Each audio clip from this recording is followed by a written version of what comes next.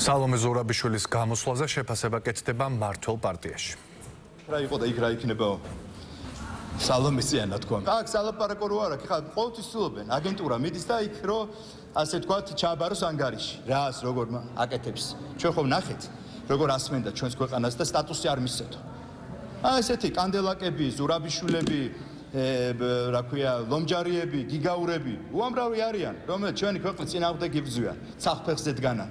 დაფინანსებულები არიან. ვერ წარმოუდგენია თუ ესეთი უმეცრება, ესეთი უტიფრობა კიდევ არსებობს რაღაც პოლიტიკურ გაერთიანებაში, რომელსაც ქვია კოლექტიური ნაცმოძრაობა.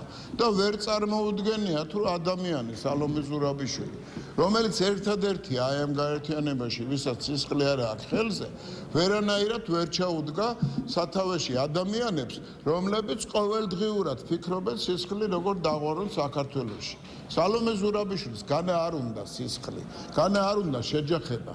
ნაკლები რესურსები აქვს ამისათვის და ბრიტანეთში, ლორდთა პალატაში ვერ წარმოუდგენია თუ ადამიანები შეჯიბრებას მართავენ იმისათვის, რომ როგორმე ლიდერობა ხელში ჩაიგდონ იმ ნიშნით, თუ რომელი უფრო დესტრუქციულია.